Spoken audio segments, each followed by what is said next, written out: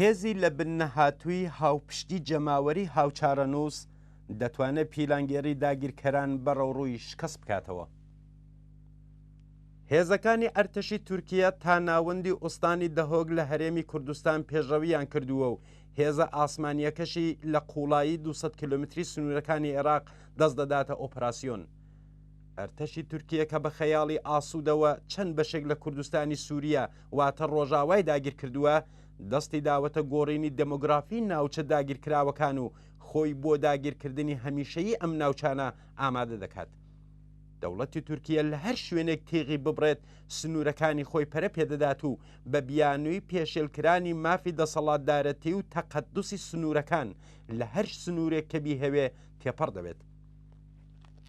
ڕژیمی ئیسلامی ئێران تۆپخانەکانی لە سنوورەکانی هەرێمی کوردستان جێگیر کردووە و موشەکەکانی بەرەوڕووی قوڵایی هەرێمی کوردستان نیشانەگرتووە و فڕۆکە بێسەرنشینەکانی لەو بەری سنوورەکان دەسوڕێنێ و داوای باز لە حکوومەتی هەرێمی کوردستان دەکات. ئەم ڕژیمە هەموو ناوچەکەی کردوتە حەیات خەڵوەتی خۆی و سپای تەرۆریستی قودس و میلیشیاکانی نزیک بەخۆی لە عێراق، سووریا، لۆبنان، یەمەن، ئەفغانستان و وڵاتانی دیکە ڕێکخستووە و پایەیەکی شەڕی ناوخۆیە لە وڵاتانە و لە هەمان حاڵدا باز لە مافی دەسەڵاتدارەتی نەتەوەیی و تەقەدوسی سنوورەکانی دەکات. لە ڕاستیدا دەمێکە سنوورە نێونەتەوەیەکان بۆ خاوەنانی دەسەڵات تەقەدوس و گرنگی پێشووی خۆیان لەدەستداوە.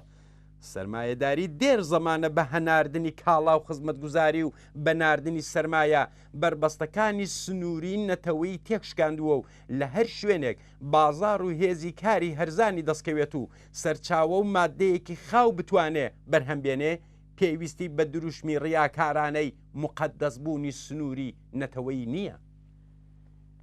لە ماوەی سەدەی ڕابردوودا سەرڕای هەناردنی کاڵا و سەرمایە زلهێزە جیهانیەکان و دەسەڵاتە ناوچەیەکان دەستیان داوەتە هێرش و داگیرکاری. هێزی بەکرێگیراوی مەحەلیان ڕێخستووە و لە کاتی پێویستدا بە بیانووی جۆرا جۆرەوە ئەرتەشی خۆیان ڕەوانەی ئەم وڵات و ئەو وڵاتی جیهان کردووە. نمونە فراوانەکانیمان لە ئاسیا لەلایەن ئامریکا، لە ئوروپای ڕۆژهەڵات لەلایەن یەکێتی سۆڤیەت، لە ئامریکای لاتین و ئافریقا و ئاسیا لەلایەن بریتانیا، فەڕەنسا، پۆرتەغاڵ و ئیتالیا بینیوە.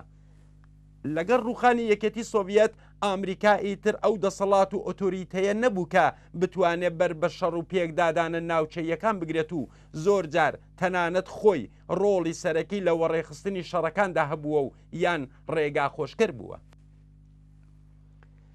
داڕەمانی دەسەڵاتدارێتی نەتەوەیی و مقەدەسبوونی سنوورەکان لە ڕۆژهەڵاتی ناوەڕاست ڕۆژ بە ڕۆژ و ساڵ بە ساڵ زیاتر دەردەکەوێت. دەوڵەتی ئیسرائیل بە هەموو توانایەوە بۆ سەر هەر وڵاتێک کە توانیوێتی دەستی داوەتە هێرشی ئاسمانی و داگیرکاری ڕاستەوخۆ. ئۆپراسیۆنی نیزامی دەوڵەتی ئیسرائیل لە فلستین، لۆبنان، سووریا، عێراق و ئێران تەنیا چەند نمونەن. تورکیا پتر لە نیو سەدەیە دەستی بەسەر بەشێک لە قەبرێز داگرتووە. لە سووریا، لیبی و عێراق بەشێک لە خاکی ئەم وڵاتانەی بە زەبری هێزی سەربازی داگیر کردووە. میلیشیای مەسهەبی و جیهادی ڕێکخستووە و بە بەردەوامی خەڵکی بێدیفاعی ئەم وڵاتانە و بەتایبەت دوو بەشی کوردستان لە عێراق و سووریا بۆمباران دەکات. عەرەبستان کە ناپەدەری هەموو وەهابیون و جەهادیونی سونیە بەشێک لە یەمەنی داگیر کردووە و تا قوڵایی ئاسیای ناوەڕاستی کردوتە مەیدانی تەبلیغاتی خۆی.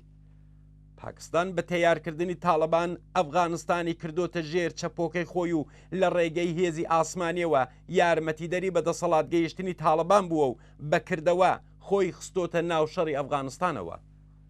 ڕێکخراوی نەتەوەی یەکگرتوەکان کۆبوونە و دامەزراوە نێو نەتەوەیەکان بوونەتە ناوێکی بەتاڵ و بۆرۆکراسیەکی بێفایدە و ناکاریگەر و هیچ هێزێکی جیهانی و ناوچەیی بایەخ بە بڕیارنامەکانیان نادات. ئەگەر سەرمایە سنوورە نێونەتەوەییەکانی تێکشکاند و سەرمایەداری کردا سیستمی زاڵی جیهان، میلیتاریزم و یاسای جەنگەڵکەتەیدا بەهێز موختار و توانایە هەر جەنایەتێک لە هەر شوێنێک کە بیهەوێ ئەنجام دەدات. ئەگەر ئەرتەش و تەکنۆلۆژی، هێز و پارە قسەی ئاخر دەکەن و مافی مرۆڤ مقەدەسبوونی سنوورە نێونەتەوەییەکان گیان و ماڵی خەڵکی مەدەنی هیچ بایەخێکی نییە، ئەگەر سنوورەکان بۆ دەسەڵاتەکانی سەرمایەداری و دیکتاتۆرەکانی ڕۆژهەڵاتی ناوەڕاست هیچ ئیعتبار و ئەرزشێکی نییە، جەماوەری کرێکار و زەحمەتکێش هێزی پێشکەوتن خوازی ئەم وڵاتانە، چالاکانی مەدەنی و ڕووناکبیرانی پێشڕە و هونەرمەندان و نووسەران، ڕێکخراوە سیاسی و کۆمەڵایەتیەکان پێویستە دژ بە کۆنەپەرستی ناوچەکە زیاتر لە ڕابردوو یەکگرتوو بن و کردەوەی هاوبەشیان بێت. جەماوەری شەریف و خەباتکاری کوردستان هێزە پێشڕە و جەماوەریەکان بیرروڕای گشتی جیهانی پێویستە لە بەرامبەر هەڕەشەی جەنایەتکاران و تەرۆریستانی کۆماری ئیسلامی ئێران کە ڕێگە بە خۆیان دەدەن بە بیانووی بێبنەماوە هێرش بکەنە سەر هەرێمی کوردستان ڕاوەستن و مەحکومی بکەن. دەکرێت هێزی لە بن نەهاتووی هاوپشتی و خۆڕاگری ڕێک بخرێت و پیلانگێری دەوڵەتانی وەک کۆماری ئیسلامی پوچەل و بەڕەوڕووی شکست بکرێتەوە.